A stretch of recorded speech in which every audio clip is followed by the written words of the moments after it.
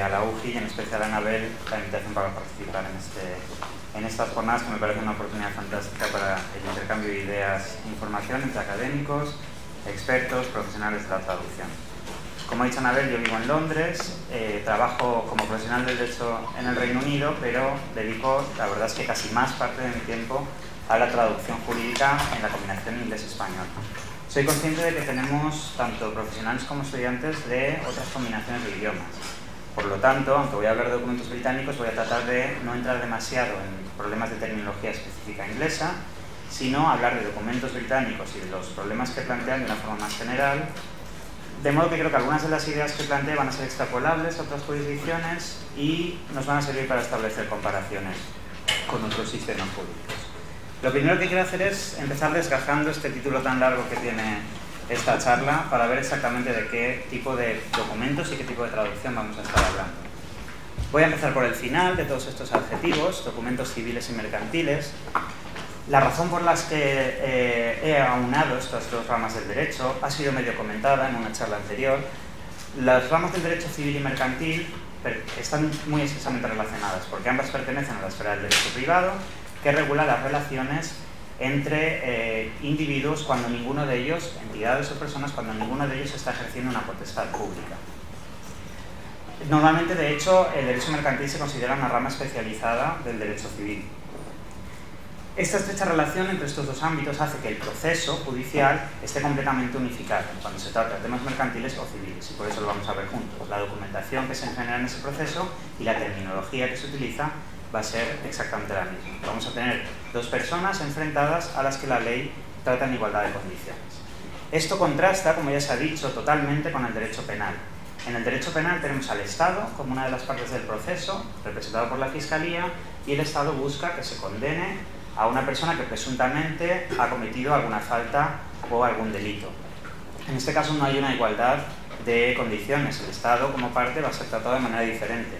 Eso hace que toda la ordenación del proceso, toda la terminología utilizada en el proceso penal sea completamente diferente. Ya se ha puesto ese ejemplo entre una persona que inicia un proceso civil, va a ser un demandante, una persona que inicia un proceso penal de una forma muy similar a la que puede iniciarlo un demandante en un proceso civil, va a ser llamado un querellante. Entonces hay diferencias que el traductor tiene que tener muy claras a la hora de separar esos dos ámbitos. También quiero mencionar que dentro del derecho civil entra la rama del derecho de familia. La razón por la que los separo, aunque todos tenemos claro que el derecho de familia también regula relaciones privadas, es que esas relaciones en el ámbito de la familia, por las características especiales que tienen, hace que a veces haya variaciones en los procesos. Entonces, algunos de los trámites cambian relativamente respecto al derecho procesal general. Cambian los trámites del proceso, pero la terminología va a ser básicamente la misma en derecho de familia y en el derecho civil general. En segundo lugar, sabiendo que vamos a hablar de documentos civiles y mercantiles, concretamente nos vamos a centrar en documentos británicos o, lo que es lo mismo, procedentes del Reino Unido. Hay que hacer una matización muy importante en este punto porque en Reino Unido, como también se ha dicho ya de pasada, conviven varios ordenamientos jurídicos completamente diferentes en algunos aspectos. Son tres los ordenamientos jurídicos del Reino Unido. Tenemos el de Inglaterra y Gales, tenemos el de Irlanda del Norte, que se parece bastante al de Inglaterra y Gales, pero que es independiente y tiene algunas diferencias, y tenemos el de Escocia, que presenta muchísimas más diferencias con el ordenamiento de Inglaterra y Gales. Me voy a centrar en la charla por tema de tiempo, sobre todo en Inglaterra y Gales, ya que además es, en cuanto a volumen, más normal que un traductor se enfrente a documentos ingleses. Pero bueno, haré alguna mención a los otros y sobre todo es importante que el traductor tenga claro que existen esas diferencias. Simplemente por ilustrar esto, he puesto en esta diapositiva algunos ejemplos de hasta qué punto pueden cambiar la terminología entre unos sistemas y otros. Entonces tenemos en el número 1 los términos que se utilizan para referirse a un demandante o a un demandado en procesos civiles, número 2 a un juez de categoría inferior y número 3 a un abogado especializado. Se puede ver que entre Irlanda del Norte e Inglaterra y Gales muchos de los términos coinciden, no todos. Con Escocia absolutamente ninguno de esos términos tan básicos, estamos hablando del abogado, del juez, del demandante, ninguno de los términos es igual al sistema inglés.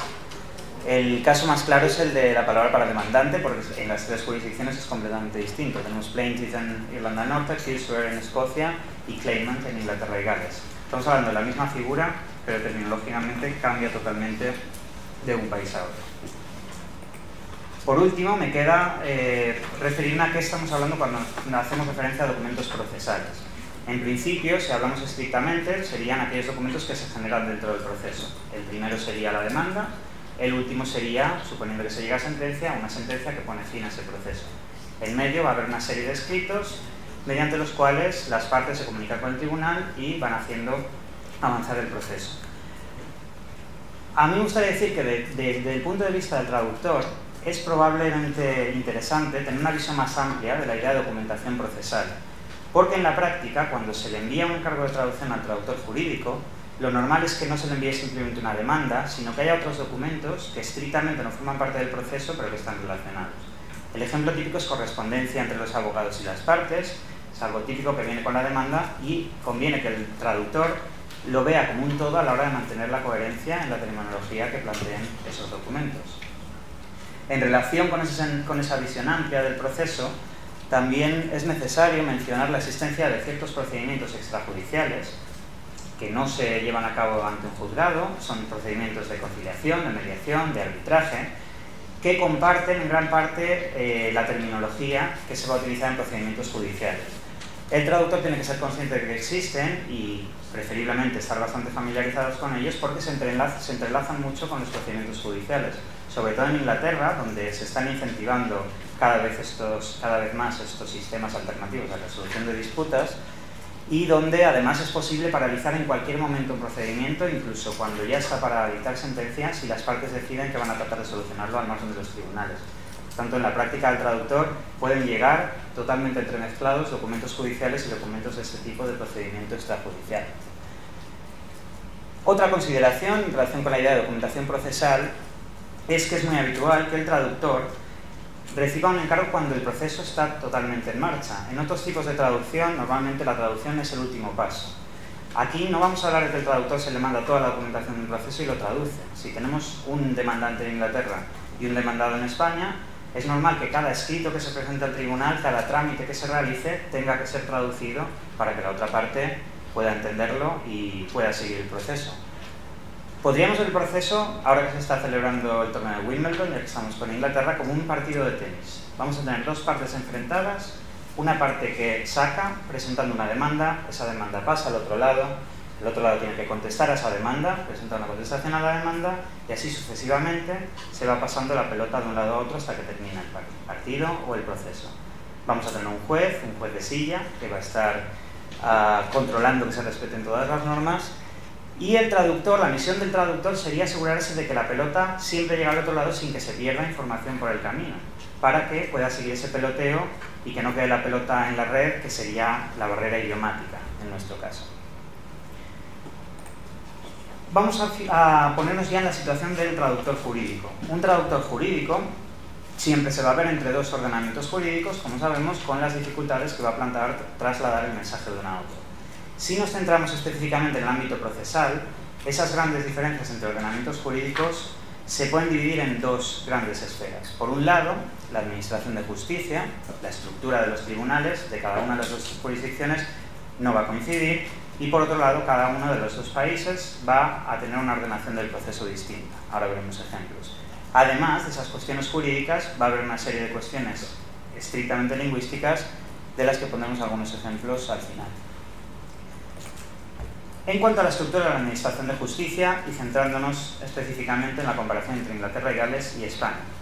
En pantalla tenéis, de manera simplificada, porque igual que en penal hay distintos tipos de procesos que siguen distintas vías, tenéis una estructura de la jerarquía de los principales tribunales con competencias en materia civil, tanto en Inglaterra como en España. El problema para el traductor es que, aunque haya 4 escalafones en los dos lados de la columna, aunque parezca que ambos empiezan con un Tribunal Supremo, realmente no hay una equivalencia en absoluto entre los organismos de cada una de las columnas. La falta de equivalencia es geográfica. Por ejemplo, el Court of Appeal, que sería el segundo en Inglaterra y Gales, es un solo tribunal y tiene ámbito a nivel nacional, mientras que el que parece que es la contrapartida en España, los Tribunales Superiores de Justicia, son de ámbito autonómico y existe uno en cada comunidad autónoma. Por tanto, no existe ningún tipo de equivalencia geográfica.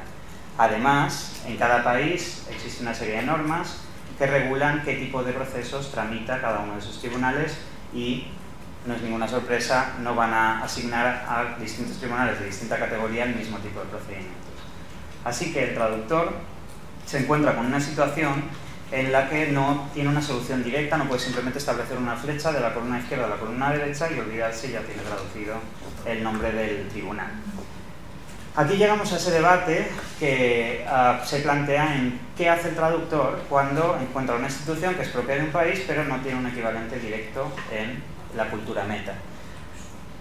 Aquí me he ido un poco a los extremos con los ejemplos, hay distintos ejemplos, distintos enfoques para hacer frente a este problema, y lo que tenemos en pantalla son algunas de las traducciones tan dispares a las que se puede llegar si el traductor opta por una traducción más literal, que mantiene ese elemento extranjero, Tribunal del Condado, no hay condados en España, se ve ya que algo es más precisa en el significado, refleja más el término inglés, pero no ha buscado el equivalente en español. Sin embargo, juzgado de primera instancia, ahí el traductor ha intentado equiparar ese tribunal con uno de la misma categoría en España. Eso puede plantear algunos problemas también, porque bueno, nuestro lector, para empezar, puede no saber si se está hablando de un término inglés al leer una traducción y leer juzgado de primera instancia.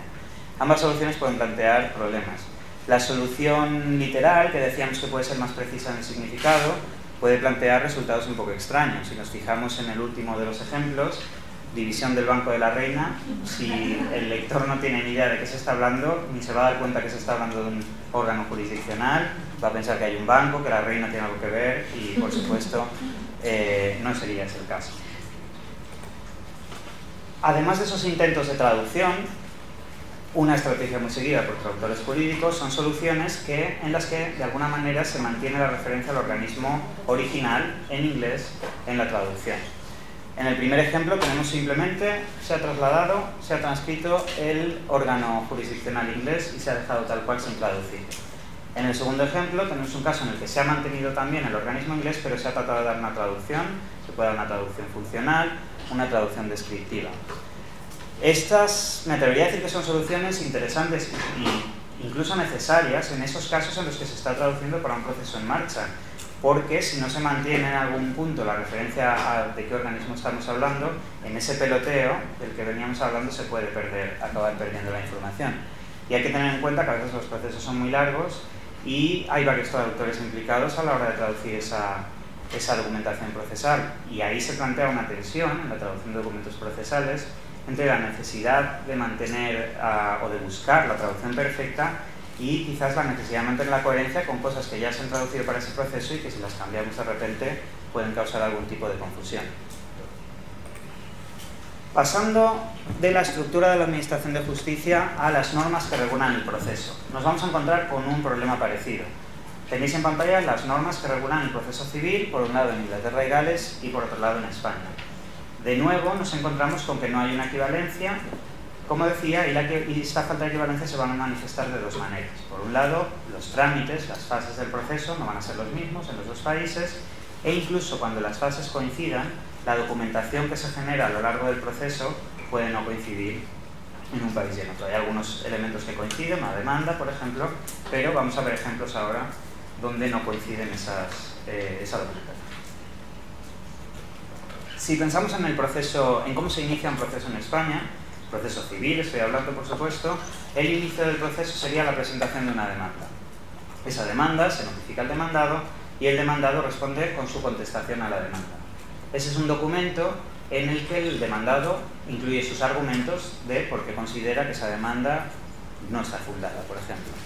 Si nos fijamos ahora en el proceso inglés, existe una fase intermedia en la que se pide al demandado que simplemente confirme que ha recibido la demanda. En ese momento no tiene ni por qué aportar ningún tipo de argumentos, que es algo que se puede dejar para un paso posterior para esa contestación a la demanda. Esa fase intermedia, de acuse de recibo, que se le llama a veces, no tiene ningún equivalente en el proceso español. Por lo tanto, si el traductor en principio no está familiarizado con ella, puede causar problemas y puede crear dudas sobre qué nombre ponerle a esa fase. Incluso si la fase coincide, vamos a pensar en un paso que existe en los dos países, que es el traslado de la demanda al demandado, la notificación de la demanda. En España simplemente se le envía la demanda al demandado, eso es todo. El demandado irá a su abogado y hará lo que tenga que hacer.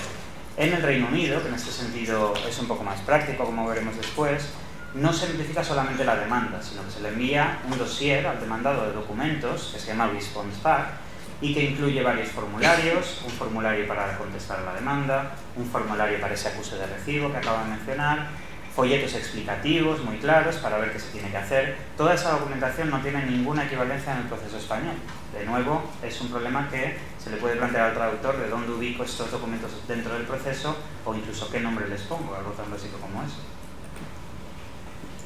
Otro problema que surge de las normas que regulan el proceso en Reino Unido es que cuando estas se aprobaron en 1998 supusieron una reforma muy profunda de la regulación del proceso en el Reino Unido, hasta el punto en que no solo cambiaron las fases y trámites del proceso, sino la propia terminología procesal que se utilizaba. Lo que se utiliza para decir demandante cambia completamente respecto de las normas antiguas a las nuevas. En parte es una buena noticia porque la nueva terminología es más accesible y es más comprensible. El problema es que las normas tienen poco más de 10 años y esto hace que todavía haya un solapamiento importante y existan muchísimos documentos donde se utiliza la terminología antigua. Son miles los ejemplos que le pueden llegar a un traductor. Hay publicaciones sobre temas procesales escritos con la terminología anterior.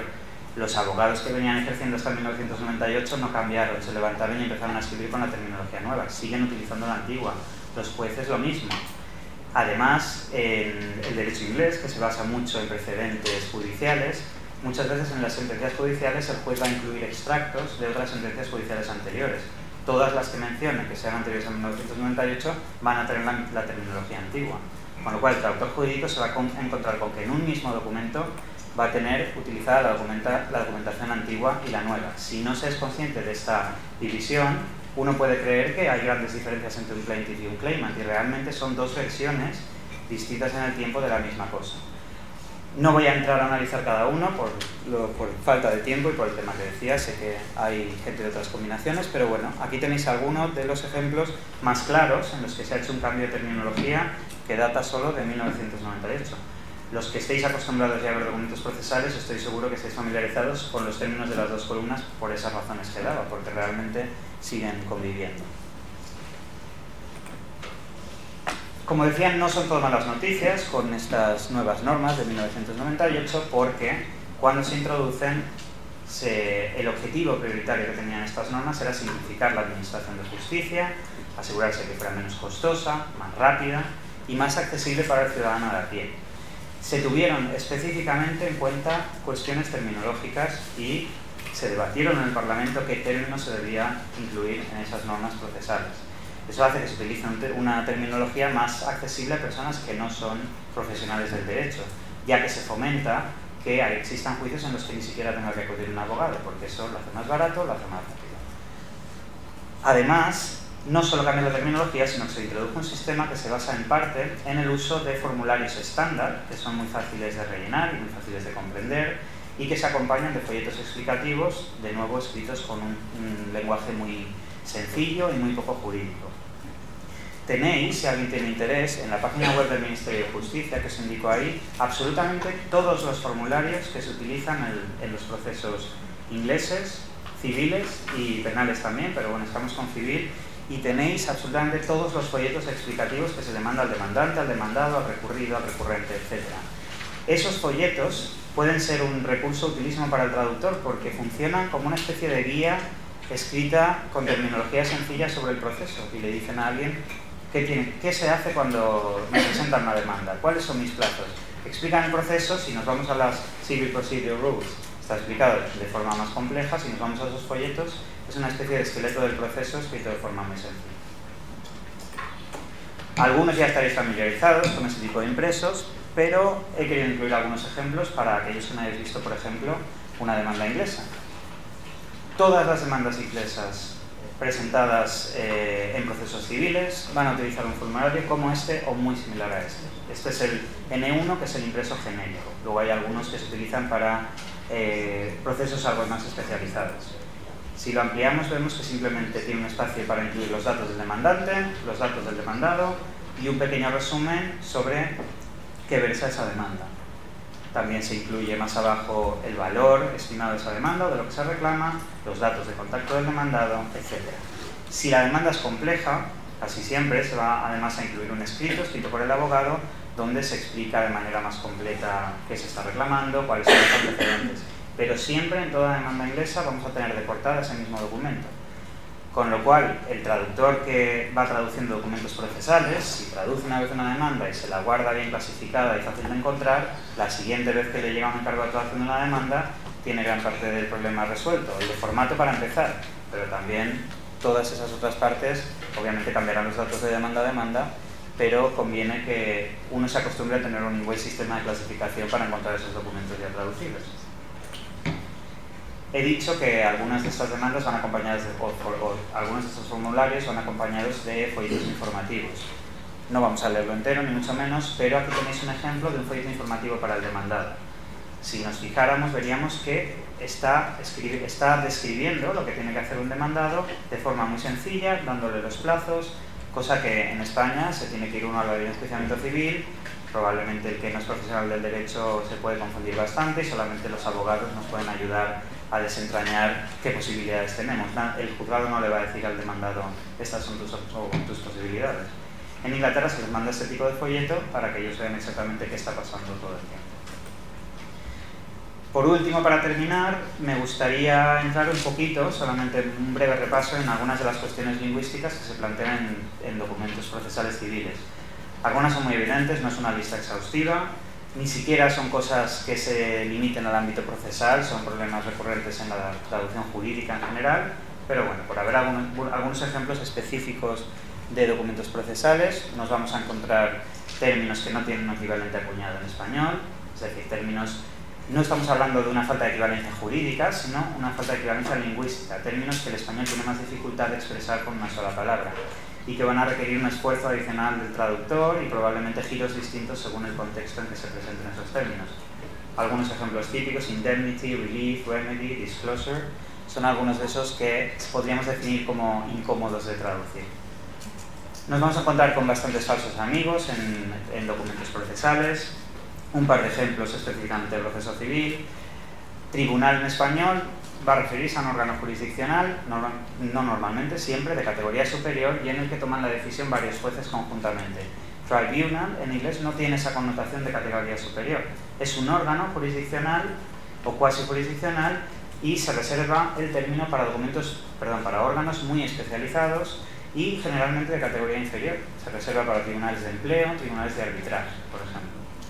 Otro ejemplo, representation, es polisémica, en inglés puede referirse a la acción de representar a alguien, pero en el ámbito procesal se utiliza normalmente más para referirse a una declaración o a una afirmación que hace una de las partes. Nos vamos a encontrar muchos latinismos en textos procesales, jurídicos en general, ingleses. Algunos se utilizarán también en español, pero hay que evitar esa tendencia automática de arrastrar el latinismo porque muchos sí que tienen equivalente en español. Va a haber muchas pasivas, esto casi es cierto no solo del lenguaje jurídico, sino del lenguaje de la traducción inglés-español. Algunas de esas pasivas se mantendrán en la traducción, muchas otras tendrán que pasarse a formas reflejas o directamente a formas activas. Y característica, al menos tradicional, del lenguaje procesal es un uso de un registro formal y una sintaxis bastante compleja. Esto obviamente matizado con ese tema del uso de los formularios explicativos donde la sintaxis no es en absoluto compleja. Y con esto espero haber cumplido el tiempo, dado un repaso muy breve de algunas de las cuestiones que se plantean y quedo a vuestra disposición para preguntas ahora, durante estos 2 días y muchas gracias a todos.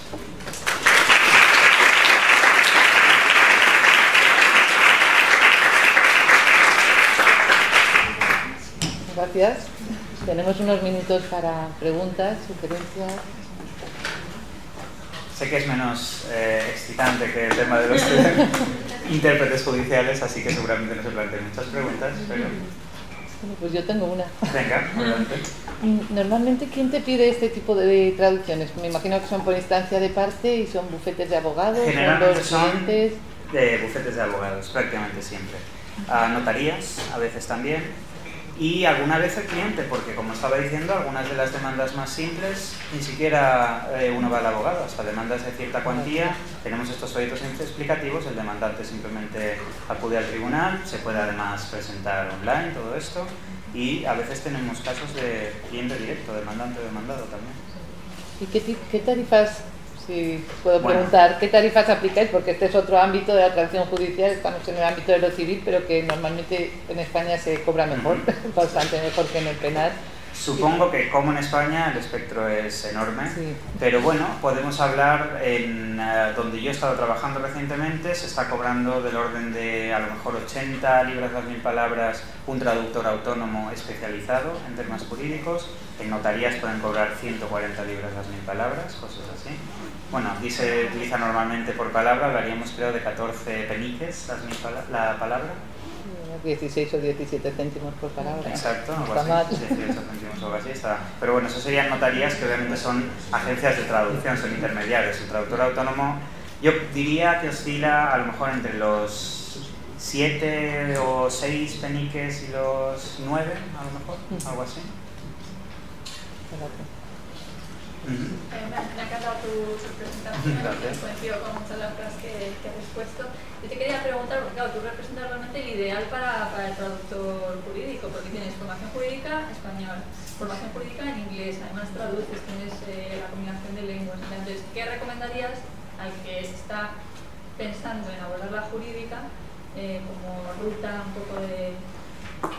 Yo, la verdad es que aunque se oye mucho que lo ideal es llegar por la ruta jurídica, yo creo totalmente, y lo creo basado en práctica y en personas que he conocido, que se puede llegar a ser un traductor absolutamente fantástico por la vía de primero soy un profesional de tal profesión y luego me gusta la traducción y tengo un talento para ello, como el que llega por estudiar traducción, que en principio viene además con una perspectiva más conocedora de la lengua y de sus problemas, y después la especialización.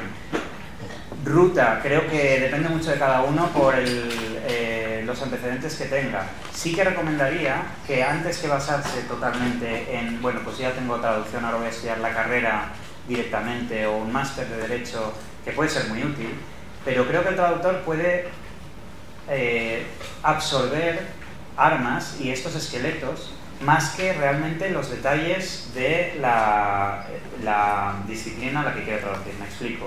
Antes que apuntarse en un módulo de Derecho Civil, donde nos van a hacer tragarnos de memoria, aunque esto va cambiando poco a poco, el Código Civil, que se va a desactualizar y que realmente no nos da una visión general, para mí el traductor, y es lo que yo en mis clases en Londres trato de transmitir, necesita esa visión comparada, apartándose y viendo la visión general, que le establezca los lazos o la falta de lazos entre los dos sistemas. Para mí creo que puede ser más útil alguien que quisiera, por ejemplo, traducir documentos procesales antes que apuntarse en Derecho Procesal 1 en la universidad, sería irse, aunque creo que eso es muy útil también, no estoy en absoluto criticando a la universidad, hay profesores que se encargan exactamente de hacer esto, sería muy útil irse a todas esas, en este caso, pues estos folletos que acabo de describir, y por otro lado, irse al modelo o al equivalente en la lengua meta, que estaríamos hablando, por un lado, la ley de enjuiciamiento civil, nos la podríamos leer de pe a pa, a ver qué sacamos, y luego documentación toda la que se pueda. Creo que la práctica, obviamente, va a complementar ahí muchísimo la teoría. Yo no diría que hay una ruta concreta que sea la mejor, la verdad. Creo que seguramente eso podría dar pie a debate y algunos pondrían más el énfasis en el estudio, otros más en la práctica. Creo que es obviamente una combinación de las dos cosas. Si tienes que poner a leerte leyes... Si tienes que poner a leerte leyes, puede ser un poco... Ahí es donde que no es muy divertido. Ahí es donde el sistema inglés, y ahí tenemos la ventaja porque nosotros traduciríamos desde el inglés hacia el español, aunque obviamente hay que conocer los dos sistemas, es muy útil, porque no nos tendríamos que leer las Civil Procedure Rules, sino que nos podríamos leer todo este tipo de folletos. Claro. Yo ahí suelo recomendar a alumnos, no tanto que se vayan a la ley en sí, sino a manuales bien explicados y sobre todo los más prácticos que se pueda de la materia del derecho o de la materia en la que se quieran especializar. Sí, combinando contextos para leer. Exacto. Sí, gracias por la exposición muy clara. Tengo dos preguntas, una menor y otra de mayor importancia. La menor, creo que entre los falsos amigos hay que contar notario, notary, totalmente. Y el notary entre Inglaterra y Escocia. Esa es la pregunta menor. Se puede aclarar porque yo siempre tengo un poco de confusión. El segundo es la cuestión si los documentos asermentados, mejor que jurados, asermentados en Inglaterra, entre magistrado, anti-abogado, magistrado, se aceptan en los tribunales españoles y viceversa. Los traductores de traductores jurados españoles se aceptan en los tribunales ingleses. Vale, en cuanto a la primera pregunta, es cierto, no tiene que haber un notario. Yo no he estudiado 7 años y me he dejado toda mi vida para ser notario en Inglaterra. El sistema no tiene absolutamente nada que ver, ni siquiera la figura